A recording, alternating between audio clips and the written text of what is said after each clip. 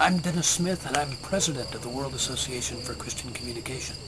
We're gathered here just outside Toronto in Ontario, Canada, and we are having our executive committee meeting. This is an annual meeting in which we establish policy and provide guidance for the overall running of the institution.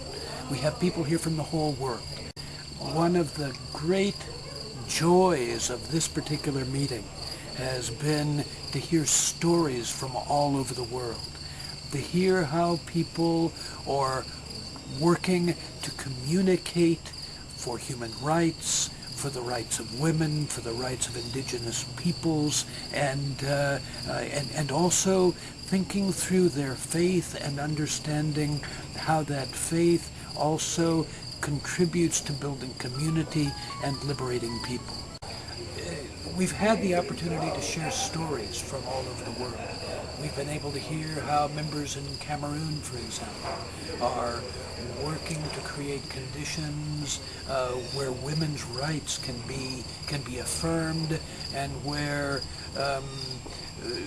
very troubling traditional cultural practices such as female genital mutilation are directly challenged, and helping women to understand that they have alternatives in such a troubling context. We've been able to hear the stories, let me see some of the other ones, from Asia, hearing how communication rights have been taken to churches, and now there's an Asian Communication Sunday, where in churches all over Asia they are beginning to embrace the fact that communication is a God-given right, and how we can work together to assure that especially excluded voices, the voices of the poor, the voices of minority peoples, the voices of the excluded, can really be lifted up in their particular communities. We've also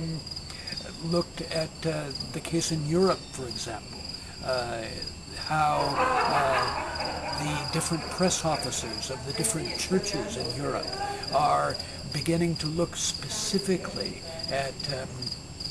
communication and the ecumenical movement, but not only between Christian churches, but understanding how all people of faith throughout the world need to be able to share together the fundamental need for us to be able to tell our stories, and to be able to have access to the communication media, and to be able to defend and promote our traditional culture and our values for life and peace and justice.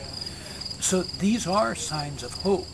in a world that continues to be riven by war and conflict and injustice. And it's also an opportunity for us to be able to identify what are the concrete programs that we are going to be able to offer to our members and our regions throughout the world, and also to be able to partner with like-minded institutions, friends, and colleagues throughout the world as we try to take sides on behalf of the right to communicate. And right now, coming up in just a couple of months, we have one of the most important ongoing projects that WACC has ever been involved in, and that's the Global Media Monitoring Project, a project in which we document the representation of women and men in the news media throughout the world, gender and the media, and looking at both in radio and television, print, and now for the first time in electronic news media, digital news media, measuring concretely how men and women are represented in the news media. We've been doing this since 1995. Then we did it in 2000, we did it in 2005, and now we're doing it again in 2009, and this is the longest ongoing global study of gender and the media that's ever been done. And we encourage you to go to the WACC website, waccglobal.org, and figure out how you can participate in how you can participate in this global study.